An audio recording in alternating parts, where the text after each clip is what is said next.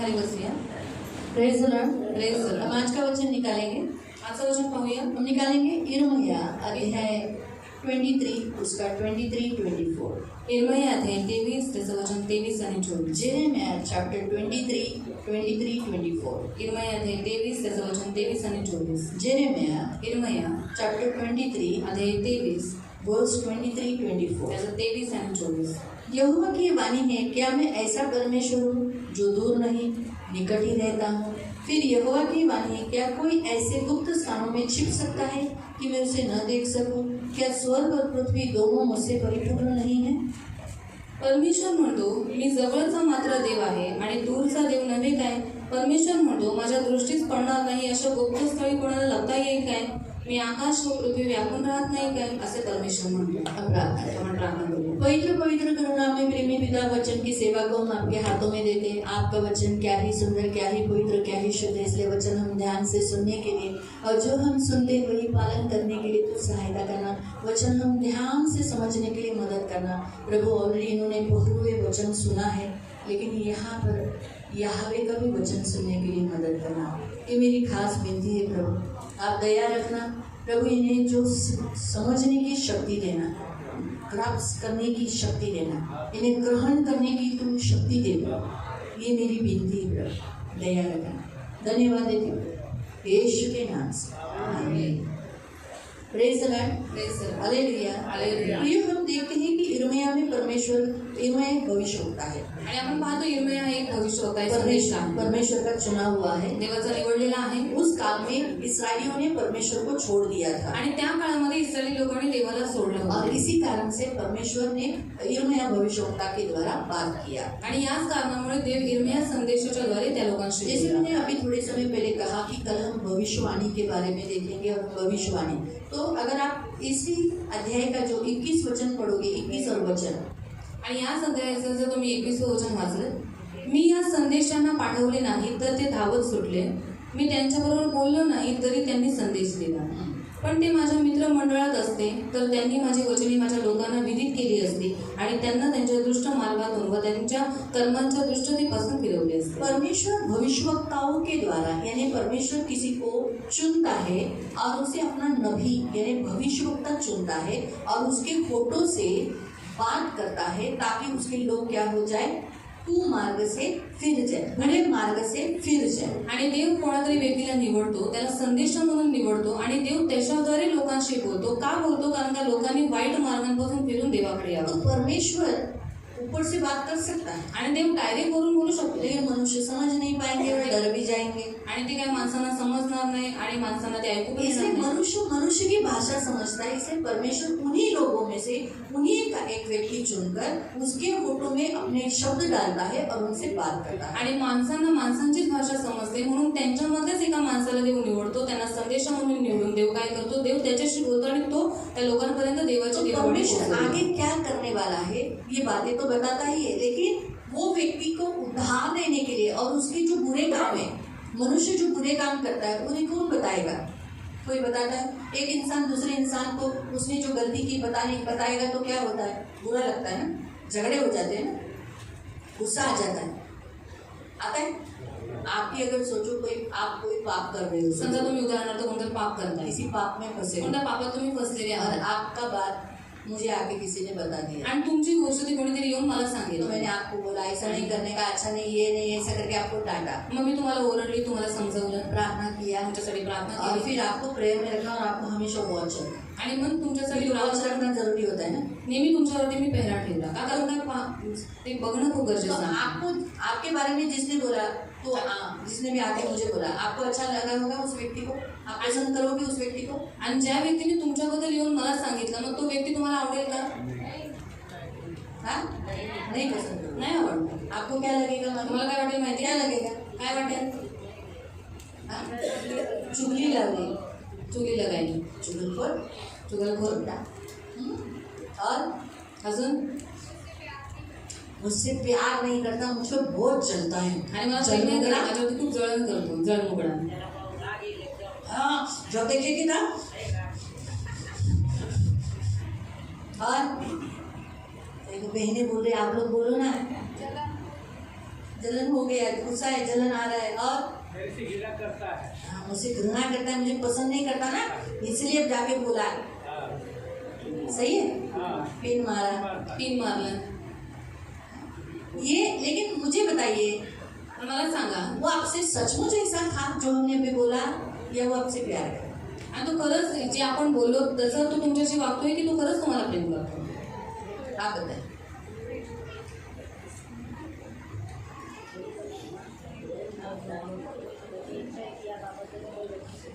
हाँ, प्रेम करतो.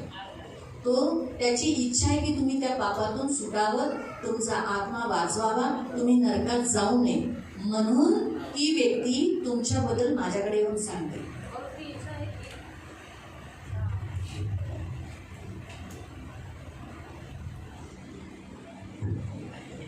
उसकी इच्छा है कि आप उस पाप से छूट जाए और आपका उद्धार हो, आपका आत्मा बचाया जाए और आप लोग नरक में नहीं जाए, इसलिए उसने वो गलती आकर मुझे बताई.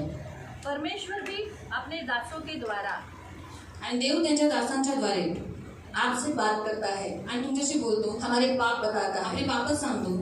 इसलिए नहीं कि परमेश्वर आपसे नफरत करता है आणि यासाठी नाही करत की देव तुमच्याशी वैर करतो या आपसे जलता है. किंवा तुमच्यावरती जळण वो करतो. इसलिए चाहता है अगर आप उसी पाप में रहोगे तो नाश हो जाओगे. आणि देवाला माहिती आहे जर तुम्ही त्याच पापामध्ये बनून राहिला तर तुमचा पुढे जाऊन नाश होईल. इसीलिए आप मन फिराने के लिए, लौट आने के लिए परमेश्वर उस दास के द्वारा, उस व्यक्ति के द्वारा आपको चेतावनी देता है. उसी रीति से वो व्यक्ति भी आपके बारे में जब किसी को मुझे आके बताता है, मुझे आके क्यों बताता है? इसलिए बताता है क्योंकि कुछ भी हुआ तो मैं प्रभु का दास हूँ. आप थोड़ा तो डरते होगे, मुझे आदर दोगे, मेरा सुनोगे. अभी सोचो अगर उदाहरण, सोचो प्रेम भाई की गलती, आणि उदाहरणार्थ प्रेम भाऊंची चूक आहे सोचो प्रमीला सिस्टर को बोला, आणि प्रमिला आंटींना जर प्रमिला सिस्टर क्या कर सकती है? थोड़ा सा ना ऐसे नहीं सुनने, ऐसे हो बस. वो क्या बोलेंगे, ए चुप बैठ, तू मुझे बात सिखा. आणि तू शांत राहा, तू मला शिकू नकोस. लेकिन वो मुझे रिस्पेक्ट देते हैं, पण ते माझा आदर करतात एक प्रभु का दास होने एक के. देवाचा दास असल्याच्या दूसरा नाते. मेरे पास अथॉरिटी है प्रभु की ओर से. आणि दुसरं माझ्याजवळ देवाकडून मिळालेले शादी अधिकार उनकी बड़ी आहे. बहन, आणि मी त्यांची त्यांची मोठी बहीण आहे, कारण का ते मला स्वतःची मोठी बहीण तो समजतात. मैं जब बोलूंगी तो उनको बुरा नहीं लगेगा. मग ज्यावेळेस मी त्यांना बोलेन तर त्यावेळेस त्यांना ते वाईट नाही मैं वाटत. उनको ऐसा डांटे मार के बिल्कुल नहीं बोलूंगी, उनको समझा के अच्छी रीति से उनकी गलती बताकर वचन के द्वारा बताऊंगी तो उन्हें महसूस होगा अरे हाँ मैंने नहीं किया. तो वो क्या करेंगे, हमेशा बोलेंगे दीदी को मालूम हो गया अभी मुझे नहीं करना, दीदी को मालूम हो गया अभी मुझे नहीं लेना, अभी दीदी मुझे हमेशा वॉच करेगी. आपको समझ में आए तो एक डर रहेगा, तो वो सुधरेंगे. आणि ज्यावेळेस मी त्यांना बोलेन, त्यांना वचनाच्या द्वारे समजावीन तर त्यांच्यामध्ये भीती राहील. लेकिन जब वही बात सोचो, अभी सोचो रेशमा वही बात, इनकी बात लेकर सुकुमार भाई को, कपिल भाई को, संजय भाई को, अपूर्व को, सबको बता रही, तो वो जलन है. आणि जर समजा रेश्मा त्यांची ती चूक सगळ्यांना सांगत फिरते तर याचा अर्थ जळण आहे. वो सचमुच उनसे नफरत करती है, आणि ती खरंच त्यांच्याशी नफरत करते उनका बदला ले रही है, आणि ती आता वैर घेत आहे, बदला घेत आहे, वो सूड उन घेते पर पसंद नहीं करती. आणि ती त्यांना पसंत नाही करत आहे. जब हम लोगों में फैला देते हैं, यानी हम उस वस्तु को, उन व्यक्ति को बदनाम करते हैं. आणि ज्यावेळेस आपण सगळ्यांना ती गोष्ट पसरवतो याचा अर्थ त्या व्यक्तीची आपण बदनामी करतो. उसका है ना, बाइबल में लिखा है जेम्स में, हे भाइयों एक दूसरे की बदनामी. आणि याच्या काळामध्ये लिहिलं आहे एकमेकांची बदनामी अगर करू ये नका. उनको बताएगी तो ये तुच्छ देखेंगे, ठीक भाई ऐसे किया. आणि ज्यावेळेस देशमुख संजय भाऊनं सांगितलं तर त्यांना प्रेम भावना तुच्छ लेखते. तो आपको समझ में आ रहा है. आणि मला समजतंय, लेकिन हमारे पास आने के बाद, कलीसिया में बताने के बाद हम उन्हें तुच्छ नहीं देखेंगे, क्योंकि परमेश्वर कलीसिया में निर्बलों को ही संभालने के लिए, थामने के लिए और उन्हें बाहर निकालने के लिए गए. आणि मंडळीमध्ये जर त्या लोकांनी जर सांगितलं तर आम्ही लोक त्यांना तुच्छ नाही लेखणार. का? कारण मंडळींना तो त्यांना उचलण्यासाठी पडलेले आहेत, त्यांना उभं करण्याचा अधिकार देवाने दिलेला आहे. आपको समझ में आ रहा है? मला समजतंय. परमेश्वर लोगों के द्वारा हमसे बात करता है. तो मैं आपको एक बात बताती हूँ, जब कोई भी आपको आपकी गलती आपके मुंह पर बताता है तो आप उससे नफरत मत करो. आणि पहिली गोष्ट देव तुम्हाला ते सांगत आहे की ज्यावेळेस कोणी जर तुमच्या चुका तुमच्या तोंडावर सांगतं तर तुम्ही त्याच्याशी वैर करू नका. उस व्यक्ति को कभी मत करो. क्यों? क्योंकि वो व्यक्ति आपका आईना है. आणि त्या व्यक्तीला कधी ओरडू नका. का? कारण तो तुमचा आरसा आहे. मुझे अब मैं कैसी दिखती हूँ मालूम नहीं, लेकिन आप जब मुझे बोलते हो मेरा बाल बाहर आया है, मेरा इधर थुकी है, इधर काला लगा है, तब मुझे क्या करना चाहिए? ए कशाला सांगितलं रे, मला तू कशाला बोललास इधर काला लागलं, ऐसा नहीं करना है. मुझे क्या करना है? पोछना है. गेलं का? गेलं काळं गेलं? गेलं का? काळं गेलं का? ना कळलं. समजून हे घ्यायचं. लक्षात घ्या. तर जेव्हा जो तुमच्या चुका तुमच्या तोंडावर काढतो तो तुम्हाला प्रेम करतो. और जो आपकी गलतियां आपके मुंह के ऊपर बोलकर दिखाता है वो आपसे प्यार करता तो है. हमारी गलतियां हमें नहीं मालूम होती है, हमारे दूसरे लोगों को समझता है. आणि आपल्या चुका कधी आपल्याला कळून येत नाही पण त्या समोरच्या व्यक्तीला कळून तो येतात. वो आपसे प्यार करता है. ते तुमच्यावर प्रेम लेकिन करतो. जो फैलाता है पण जो कोणी त्या चुका पसरवतो वो आपका बदनामी करता तो तुमची बदनामी करतो. है.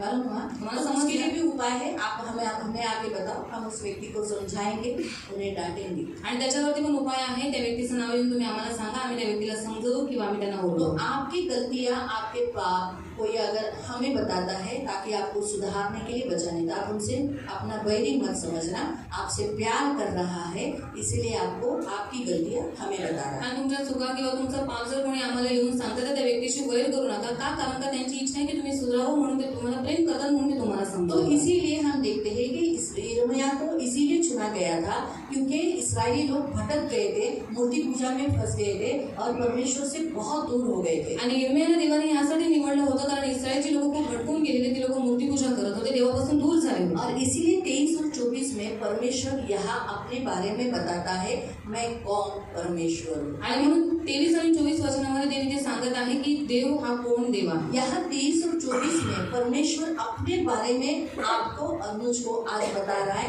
कि वो कौन है. वो है सर्व सामर्थी, सर्व ज्ञानी और सर्वव्यापी.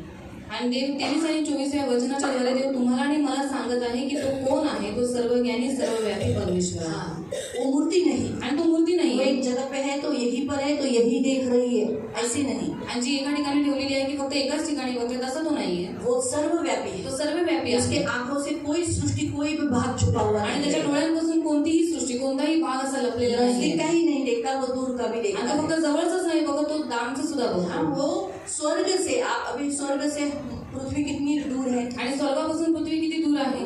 बहुत दूर है खूप ना. दूर आहे ना. लेकिन आपको मालूम है पण तुम्हाला माहिती आहे हमें वो ऐसा देखता है. आणि आप आपल्याला उसके तसं सामने बघतो. ऐसे आणि आपण त्याच्या समोर असे आहोत. चॉकलेट खाओ, मेरे सामने ही आप खा रहे हो. आपको समझ में आता मला आए? समजलं. और मैं इतने परमेश्वर के आमने सामने ही है. आणि तुम्ही आणि मी आपण देवाच्या परमेश्वर इतक्या समोर ऐसा असतो. देखता है. आणि तेव्हा असं बघतो. है ना. आप बाथरूम में भी हो तो भी वो आपके इतने ही करीब है. आणि तुम्ही बाथरूम मध्ये जरी असला तरी तो तुमच्या इतक्या जवळ आहे. इतना. एवढ्या जवळ. इसीलिए आपको क्या लगता है, मला अंदर काय लाइट ऑफ किया, आणि अंधारामध्ये लाईट बंद केली परमेश्वर नहीं देखेगा. आणि देव काय बघणार नाही. परमेश्वर ऐसा ही है. उसको तो अंधेरा में भी आप एकदम उजियाले दिख रहे हो. आणि देव तो तुमच्या समोरच आहे. तुम्ही त्याला अंधारामध्ये सुद्धा प्रकाशासारखेच दिसत तो आहात. परमेश्वर यहाँ बताता आणि है देवी ते सांगतो कि उसकी अंतर्दृष्टी खुली है आणि त्यांची अंतर्दृष्टी और उघडलेली वो आहे सर्वव्यापी परमेश्वर आणि है. तो सर्वव्यापी देव आहे. है ना. तो इसीलिए उसे याहवे ऐसा नाम दिया गया आणि है. म्हणून त्याचं नाव आहे यहा. उसने अपने नाम की पहचान यहाँ दिया आणि है, त्याने आपल्या नावाची ओळख किती दिलेली आहे. याहवे. यहावे. हाँ, तो याहवे का मतलब है, यहावेचा अर्थ आहे. तो अगर इंग्लिश में उसकी 4 ही अल्फाबेट है. आणि इंग्लिशमध्ये त्याचे 4च अल्फाबेट आहेत.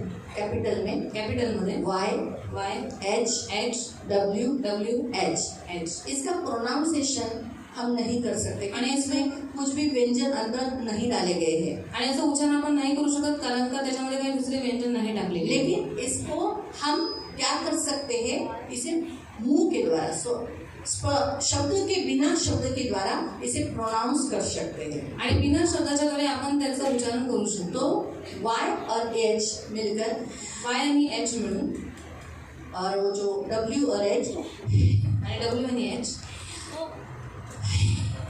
यहावे. और ये शुरुआत कहाँ से हुआ? आणि याची सुरुवात प्रारंभ कुठून झाला. आदम की वाटी. एदन बागेपासून. आओ हम पढ़ेंगे या आपण जेनेसिस चैप्टर 2 उत्पत्ती 2 और उसका 7 वचन. त्याचं वचन 7.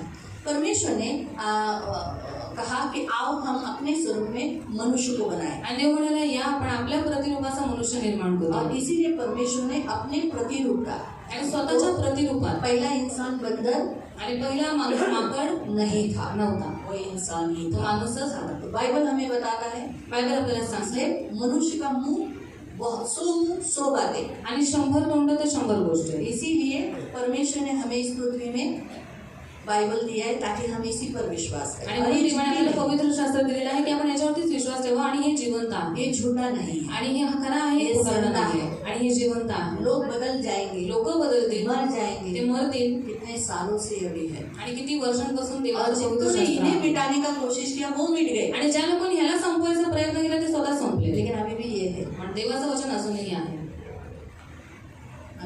वैसे गांधीधाम में जब भूकंप हुआ था, गांधीधाममध्ये ज्यावेळेस भूकंप गुजरात झाला, में। गुजरातमध्ये, उसके एक नाइट पहले मीटिंग लिया गया था कि सारे बाइबल जलाएंगे आणि एक रात्र अगोदरच तिथे त्याची मीटिंग त्या लोकांनी भरवलेली की ते बायबल सगळे जाळून और टाकतील मसीहों को आणि मारेंगे। ख्रिस्ती लोकांना मारून उनके घर में टाकतील. घुसकर सारे बाइबल जला देंगे। त्यांच्या घरात घुसून त्यांचे सगळे बायबल जाळून टाकू. उसके एक दिन पहले मीटिंग हुआ, एक दिवस अगोदर मीटिंग अभी झाली भोर को ही भूकंप हुआ। आणि पहाटेच तिथे भूकंप झाला बाइबल अभी भी है, आणि अजूनही पवित्र शास्त्र आहे.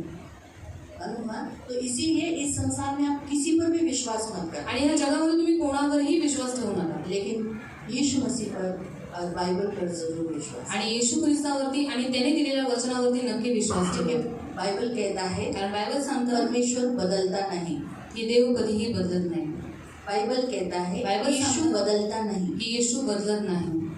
वो कल तो आज युगानुयुग एक साथ। युगानुयुग एकसारखाच आहे. आपको समझा? तो हाँ, ये समझा। धोखा नहीं, आपको धोखा नहीं देगा, आणि खोटारडा नाहीये, तो तुम्हाला कधी धोका नाही आपको देणार, सही राह पर लेके जाए। तुम्हाला योग्य मार्गावरती घेऊन जाईल. बोलने वाले यहाँ बहुत से लोग आएंगे, आणि बोलणारे इथे खूप सारे लोक आप येतील ढूंढो इसमें है क्या। आणि तुम्ही ह्याच्यामध्ये शोधा की ते तसंच आहे का. इसलिए हम आपको बाइबल खोलने के लिए क्यों बोलते हैं? आणि म्हणून आम्ही तुम्हाला वारंवार बायबल उघडायला का हम सांगतो, जो सिखाते हैं कारण आम्ही वो जे काही इसमें का ही शिकवतो सिखाते ते हैं। ह्याच्यामधलंच तुम्हाला शिकवतो. आपको समझा? तुम्हाला समजलं? तो जेनेसिस 2:7। उत्पत्ती अध्याय 2 त्याचं वचन 7.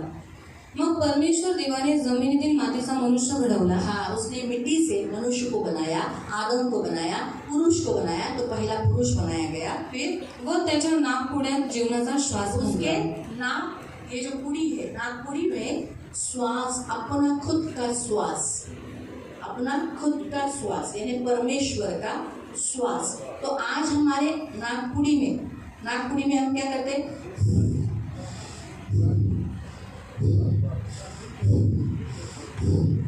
श्वास ले रहे हैं ना, आणि आपण श्वास हम घेतला. सबका। अभी ये तो चलो मैं जोर से ले रही हूँ इसलिए आपको सुनाई दे रहा है, आणि मी जोरात घेते म्हणून ते तुम्हाला ऐकायला सही? येते. नहीं तो हमारा ब्रीथ, हम जो लेते हैं आपण लेते श्वास हैं घेतो और छोड़ते हैं, आणि जे सोडतो हमें ही खुद को मालूम पड़ता है। और अगर हम किसी बात ऐसा हाथ लगाते, वाफ लगती है, हाय हाय जीवन है, ऐसे बोलते हैं ना। आणि त्यावेळेस आपण हात लावतो तेव्हा कळून येतं. तो वो जो श्वास है वो है YHWH आणि YHWH तो यानी यहावे। आणि याचा नाही यानी यहावे.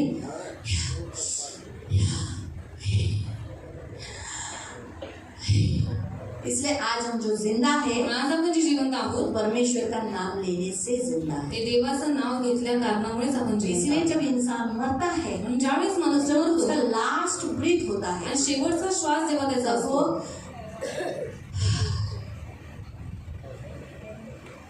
यहावे लेके ही छोड़ता है। तर यहावे ही नाव घेऊनच तर आपला प्राण सोडतो. मालूम है? तो यहावे हमारा लाइफ है, आणि यहावे हे आपलं जीवन आहे परमेश्वर स्वयं हमारा लाइफ है। आणि देव स्वतः आपलं जीवन आहे. अगर हमारे में परमेश्वर नहीं तो जीवन नहीं। आणि जर आपल्यामध्ये देव नाही तर आपल्यामध्ये जीवन नाही. अब हम थोड़े से 2-3 वचनों को देखेंगे। 2-3 वचन पाहूया. जहाँ जैसे जेनेसिस किसने लिखा? मोसेस ने, पवित्र आत्मा से भरकर। वो कहता है मनुष्य आज जो जिंदा है यहावे के श्वास से यानी उसके नाम से। आणि उत्पत्ती अध्याय हा मोशेने दिलेला आहे आणि मोशे पवित्र आत्म्याच्या प्रेरणेने इथे लिहून तुम्हाला सांगत आहे की आपण माणूस जे जिवंत आहे तो यहावेमुळे देवाचं नाव घेतल्यामुळे जिवंत आहे. अब हम पढ़ेंगे अय्यूब अध्याय, ईयोब अध्याय, जॉब अध्याय हम पढ़ेंगे। हम सबसे पहले पढ़ेंगे 33 वर्स 4। 33 त्याचं 4. जॉब ईयोब 33 अध्याय 33 4। त्याचं वचन 4. देवाच्या आत्म्याने मला निर्माण केले आहे, परमेश्वर के आत्मा ने श्वास ने मुझे बनाया है, सर्व समर्थाच्या श्वासाने मला जीवन प्राप्त झाले आहे. उसके श्वास ने मुझे क्या दिया है? लाइफ। आओ 32 का 8। 32:8. पण मानवाच्या ठाई आत्मा असतो, हा. सर्व समर्थाचा श्वास त्याला बुद्धी देतो. सर्व सामर्थ्य परमेश्वर का श्वास हमें क्या देता है? बुद्धि। आज आपके अंदर जो परमेश्वर का श्वास है, उस श्वास ने सिर्फ लाइफ नहीं दिया, परंतु आपको क्या दिया? बुद्धि। आणि आज तुमच्यामध्ये जो सर्व सामर्थ्य देवाचा श्वास आहे त्याने तुम्हाला फक्त जीवन नाही दिलं, पण त्याने तुम्हाला बुद्धी सुद्धा दिलेली आहे. अब हम पढ़ेंगे 27, जॉब 27 योग अध्याय 27 उसका 3. त्याचं वचन 3. अद्यापि माझा श्वासोश्वास बरोबर चालत आहे. हाँ, आपका सबका श्वास अच्छा चल रहा है? चल रहा है? कोई टॉपिक नहीं है ना? सब अच्छा है? देवाने घातलेला श्वास माझ्या नाकपुड्यात आहे. हाँ, ये किसकी ओर से मिला है? आणि कोणाकडून हे भेटलेला आहे? परमेश्वर की ओर से. देवाकडून. तो ये आज आप जो श्वास ले रहे हो यानी आप जिंदा हो. आणि तुम्ही जे श्वास घेताय म्हणजे तुम्ही जिवंत आहात. अगर आप श्वास बंद हुआ तो आप जिंदा. तुमचा श्वास बंद झाला म्हणजे तुम्ही जिवंत. हर इंसान नहीं. जिसका श्वास बंद हो जाता है वो मरा हुआ है. जो हर एक श्वास जो ले रहा है, छोड़ रहा है, वो जिंदा है. यानी आप ले रहे हो, छोड़ रहे हो, तो आप क्या हो? जिंदा हो. अगर आप जो व्यक्ति श्वास नहीं ले रहे हैं वो क्या नहीं कर पा रहे? वो जिंदा उसे नहीं कहते. आपको समझा? तो जो श्वास है परमेश्वर का, जिसने हमें क्या दिया है? जिंदगी. तो मूर्ख है व्यक्ति जो कहता है मुझे परमेश्वर नहीं चाहिए. आणि देवाने आपल्याला श्वास कहता है. देवाने आपल्याला श्वास दिलेला आहे म्हणून आपण जिवंत आहोत. आणि मूर्ख आहे तो व्यक्ती जो म्हणतो की मला देवाची गरज नाही, मला देऊ नको. परमेश्वर जिसके पास है उसके पास लाइफ है, उसके वो कभी नहीं मरेगा. आणि देव ज्याच्या जवळ आहे त्याच्याजवळ जीवन आहे, तो कधीही मरणार कभी नाही, नहीं. कधीच नाही. वो मृत्यु से पार होकर अनंत जीवनों में प्रवेश करेगा. आणि मृत्यूतून पार होऊन तो सार्वकालिक जीवनामध्ये प्रवेश करेल. आज अगर ब्रेथ लेने के लिए हमें तकलीफ हो रही है, श्वास लेने के लिए तकलीफ हो रही है, तो हम ऑक्सीजन मास्क लगाएंगे, है ना, हॉस्पिटल में, या वेंटिलेटर पर जिसे ऑक्सीजन ले या नली यहाँ लगाएंगे या वेंटिलेटर पर रखेंगे. क्यों? क्योंकि श्वास लेने के लिए. लेकिन परमेश्वर हमारी खुद श्वास है, इसलिए उसे ग्रहण करो, उसके पकड़े रहो, आपकी सांस कभी बंद नहीं होगी. यही आज का वचन है. क्योंकि यीशु ने कहा, आणि येशू म्हणाला, मेरे बिना, माझ्याशिवाय, परमेश्वर के बिना देवाशिवाय कुछ नहीं. तुम्ही काही नाही आहात. जॉन 15 में. योहान अध्याय 15 मध्ये. को समझा? तुम्हाला समजलं? सांस चाहिए. हम आज अगर हमको पूछा, अगर आज हमारे पास रखा पैसा, आणि आज जर आपल्या समोर ठेवले पैसे, खूप सारे पैसे, भीग रखा है आणि पैशांचा ढीग ठेवला, और ऐसे कॉइन, सोने के बिस्किट के कौन भीग रखे आणि सोन्याची बिस्किटं खूप सारी तुमच्या समोर ठेवली, और आपको पूछा ये चाहिए, श्वास चाहिए, आणि तुम्हाला जर विचारलं तुम्हाला हे सगळं पाहिजे की तुमचा श्वास पाहिजे, क्यों? काय पैसा श्वास बड़ा पाहिजे? इम्पोर्टेंट है ना. आणि पैसे तर महत्वाचे आहेत ना.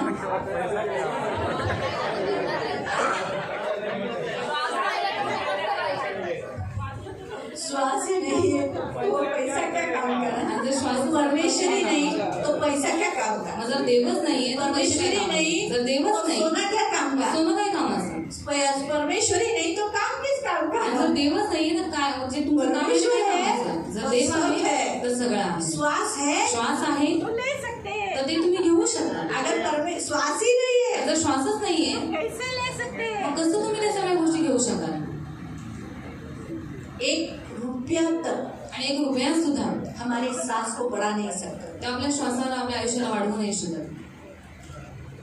जो परमेश्वर ने दिया है, आणि जे देवाने दिलेलं प्रभु आहे की स्तुति हो, इस श्वास के लिए बिल नहीं आया है. आणि देवाची स्तुती असो की हा आपण श्वास घेतोय त्याचं बिल आपल्याला येत लाइट नाही. बिल आया है आपको? लाईटीचं बिल येतं तुम्हाला, पानी का बिल आया है, पाणीचं बिल आले, घरपट्टी आया है. घरपट्टी आली, जो लोग बिल्डिंग में रहते हैं उनको टैक्स आता है. आणि जे बिल्डिंग मध्ये जातात ते लोक मेंटेनन्स भरतात. हम जो घर में रहते हैं, जिनका घर है, उनको घरपट्टी आती है. आणि ज्याचं बैठक घर आहे त्यांना घरपट्टी येते. आता है, येते बराबर आता है ना. बरोबर येते ना. लेकिन कभी आपको कभी सांस का बिल आया है? श्वास तुम्ही घेताय त्याचं बिल आलंय का. है क्या? निवृत्ती तुला करोड़ नहीं ना. नाही ना. ये सोच रहे हैं. तो ये हमारा परमेश्वर, आणि हा आहे आपला तो देव, वही हमारा लाइफ है, वही हमारे श्वास है. आणि तोच आपलं जीवन आहे, तोच आपला श्वास तो आहे. इसीलिए आप हम पढ़ेंगे हे आपण वाचूया 12 का 10 आयु योग अध्याय 12 त्याचं 10. 27 से लाखों. त्यांच्याच हाती सर्व प्राण्यांचा जीव, सर्व मानव जातीचा प्राण आहे. हाँ, उसी के हाथ में है. किसके हाथ में? कोणाच्या हातात आहे? परमेश्वर के हाथ में है. हर एक का, प्राणियों का श्वास भी और मनुष्य का भी, हर प्राणी का श्वास उसके हाथ में. आपको मालूम है आज लोग परमेश्वर को क्या क्या बोलते हैं? आणि आज लोक देवाला काय काय बोलतात. परमेश्वर ने मुट्ठी खोल दी तो गया, श्वास चला गया। आणि देवाने जर आपली मूठ उघडली तर गेला, माणूस इसको गेला. पकड़ के रखा है, जाने दो, इसको बुद्धि नहीं, ज्ञान नहीं, कोस रहा है मुझे, जाने दो। लेकिन है ना, तो हर एक का श्वास परमेश्वर के हाथों में है। आणि प्रत्येकाचा श्वास देवाच्या हातात आहे. अब हम पढ़ेंगे 34 से वर्ष 34 से 14-15 जॉब अयुब 14-15 14-15 त्याचे चित्त स्वतःकडचे असेल, त्याने आपला आत्मा व श्वास आवरून स्वतःच्या ठाई परत घेतला, तर सर्व जीवधाऱ्यांचा एकदम प्राणांत होईल, मानव पुन्हा मातीत मिळेल. परमेश्वर ने अगर सबका श्वास बंद कर लिया तो सब क्या हो जाएंगे? गए ना, मिट्टी में मिल जाएंगे। 15 बजे हम पढ़ेंगे भजन संगीता 104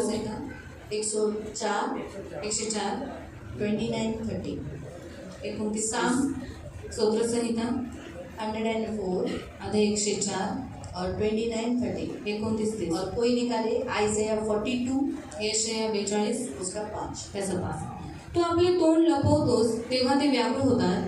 तू त्यांचा परमेश्वर ने अगर अपना मुख छुपा लिया हमारे अधर्म के कारण, पापों के कारण, हम व्याकुल हो जाएंगे। तू त्यांचा श्वास काढून घेतोस तेव्हा ते मरतात व मातीस मिळतात. हाँ, तो मनुष्य का श्वास अगर निकाल लिया तो वो मिट्टी हो जाता है, मर जाता है, मिट्टी में घुल जाता है। तू आपला आत्मा पाठवतोस तेव्हा ते उत्पन्न होतात. हाँ, तो वापस अपना आत्मा, अपना श्वास उनमें फूकता है, वो बन जाते हैं। व तू पृथ्वीचा पृष्ठभाग पुन्हा नवा करतोस. आमीन। परमेश्वर में इतनी शक्ति है कि कुछ भी नहीं वहाँ वापस खड़ा कर, यही परमेश्वर जहाँ कुछ नहीं वहाँ फिर से रिबिल्ड करता है, वापस बनाता है। पढ़ेंगे 42 का 5। आकाश निर्माण करून विस्तारणारा, पृथ्वीचा व तिच्या उपजाचा फैलाव करणारा, आमीन। परमेश्वर जिसने आकाश और पृथ्वी को फैला दिया, बनाया, वो परमेश्वर तिच्यावरील लोकांत प्राण घालणारा व तिच्यावर वो हर एक के अंदर प्राण देने वाला, व तिच्यावर संचार करणाऱ्यांना जीवित देणारा जीवन देने वाला देव परमेश्वर असे म्हणतो. वही परमेश्वर।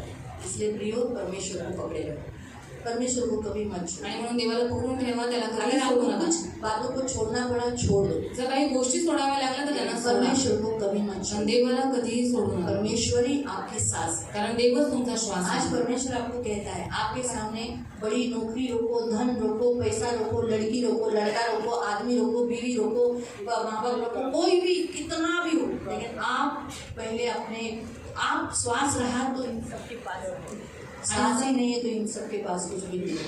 इसलिए पहला परमेश्वर, आणि सर्वात पहिला देव, अपना श्वास, स्वतःचा श्वास, जीवित रहो, जिवंत राहा. प्रभु की इच्छा है कि आप प्रभु की इस सांस को जो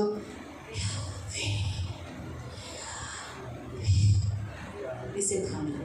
आणि देवाची इच्छा आहे की देवाचा जो श्वास त्यांनी तुमच्यामध्ये घातलेला आहे तो तुम्ही पकडून ठेवा, उसे बंद मत होने दो। त्याला बंद होऊन देऊ कभी नका. मत कहना मुझे प्रभु तू नहीं चाहिए, आणि कधी असं म्हणू नका की मला देव तू नकोयस, प्रभु मुझे तेरी जरूरत नहीं। देवा मला तुझी गरज नाही. हमेशा बोलना प्रभु मुझे तेरी जरूरत है, तू तो मेरी सांस है, आणि नेहमी बोला की देवा मला तुझी गरज आहे, तुझा माझा श्वास तू आहे, है इसलिए मैं जिंदा हूँ, तू आहेस म्हणून तुम्ही तू जीव नहीं तो नाही, मैं क्या मुर्दा हूँ। तू नाही तर मी मेलेला सारखा. मुर्दे स्तुति करेंगे, आणि जे मेलेले आहे ते देवाची चाबी स्तुती नहीं करतील. कहते ना, चाबी अब देत नाही जो पण. लोग देख के वो स्तुति कर रहे आणि जे हैं, अधोलोकात गेलेले आहेत ते देवाची स्तुती मिट्टी में पड़े करतील. हैं मुर्दे, वो क्या तेरी स्तुति करेंगे? आणि जे मातीत पडलेले आहे, जे मेलेले आहेत ते वो स्तुति करेंगे। तुझी स्तुती करतील का? आप म्हणजे जीवित जिवंत हो? आहे ते स्तुती करतील. मग तुम्ही जिवंत आहात, प्रश्न पूछा था ना, तो स्तुति करो, मग तुम्ही देवाची स्तुती करा, पकड़े रहो, देवाला पकडून ठेवा कभी भी परमेश्वर का इनकार नहीं करना, आणि कधीही देवाला नाकारू नका. कभी भी नहीं। कभी एक भी। लड़की के लिए, एक लड़के के लिए कभी मसीह का इनकार नहीं, आणि एका मुलासाठी एका मुलीसाठी कधीही देवाला नाकारू नका. किसी काम के लिए, पैसे के लिए कभी मसीह का इनकार नहीं। आणि कोणत्या कामासाठी कोणत्या पैशासाठी कधी देवाला नाकारू नका. परमेश्वर का स्वीकार करो, ये नथनों की सांस कभी बंद नहीं है। आणि देवाचा स्वीकार करा, तुमच्या नागपुड्यांचा श्वास कधीही बंद होणार नाही. प्रभु आज आपसे यही कहते हैं। आणि देवाच तुम्हाला हेच तो म्हणतो, आपको सांस चाहिए ना, तुम्हाला श्वास पाहिजे ना, जिंदा रहना है, जिवंत राहायचं, तो प्रभु आपकी सांस है। मग देव तुमचा श्वास आहे. कौन? कौन? परमेश्वर आपकी सांस है। आणि देव तुमचा श्वास आहे. वे यहावे, तो तो तुमचा श्वास आहे. Hallelujah, hallelujah. प्रार्थना। प्रार्थना करूया. पवित्र पवित्र करुणा में प्रेमी पिता प्रभु, सच बात है, मनुष्य को मालूम नहीं प्रभु, आज हमारे फेफड़े में से जो हम सांस लेते हैं वो दोनों फेफड़े प्रभु अंदर से भीतर से यहावे कहता है। प्रभु यहावे यानी तेरा नाम लेता है। प्रभु हम होठों से तो नाम नहीं लेते, लेकिन हमारी हर एक सांस तेरा नाम पुकारती है, हमारी हर एक सांस तेरा नाम उच्चार करती है। लेकिन जिस दिन वो सांस बंद होती है तब भी तेरा नाम लेती है। इसलिए प्रभु हमारे होठों पे सदा तेरा नाम रहे, ये होठ सदा तेरी स्तुति करे, और हम कभी भी प्रभु तुझे नकारे नहीं, कभी भी तुझसे दूर नहीं हो। ये मेरी विनती है, इन्हें बुद्धि देना, कभी मूर्खपना इनमें आने नहीं देना, कभी अभिमान में, अहंकार में, कोई बड़े स्थान के लिए, पैसों के लिए, काम के लिए, कोई स्त्री के लिए, कोई पुरुष के लिए, तुझे इस सांस कभी छूले नहीं, हमें रहे। ये मेरी विनती, मेरी प्रार्थना है। इन सब पर आपका लहू लगा के इन्हें आशीषित करके और आपके पंख में सुरक्षित रहने की प्रार्थना। तो इनकी ढाल इनका कवच है, तो इनकी ढाल इनका कवच है, तो इनकी ढाल इनका कवच है। सदा इनको प्रभु पवित्र पिता ज्ञान देते रहना, कभी निर्बुद्धिपन और मूर्खता पर इनसे कभी मत होना। ये मेरी विनती, मेरी प्रार्थना। शब्द इनकी सारी आशीष देना, ये वचन हमेशा याद रहने के लिए मदद करना। जब भी इन्हें फेफड़े का कोई तकलीफ हो, कफ हो या कोई भी, तब कहना यहावे। मेरी हर एक सांस में यहावे का नाम है, इसलिए कफ वहाँ बैठेगा नहीं, वहाँ छाती की कोई भी बीमारी रहेगी नहीं, क्योंकि उनकी हर एक सांस में यहावे का नाम है। धन्यवाद देती हूँ आपका लहू लगा के, करुणा दया मांगते, छेदा हुआ हाथ, और इन्हें हमेशा बुद्धिमान रहकर प्रभु तेरे राज्य में बने रहने के लिए सहायता। तुझसे कभी दूर जाने नहीं, कभी भी नहीं। और इनके मन में कभी मत आने देना कि परमेश्वर कुछ नहीं जानता। परमेश्वर सब जानता है, उसे कुछ बात छुपे नहीं। धन्यवाद दीजिए, आपका लहू लगा के आपके पंख में सुरक्षित, सारा आदर, सारी महिमा, सारी प्रशंसा, सारा गौरव में आपको दे, यीशु के नाम से प्रार्थना। सबको प्लीज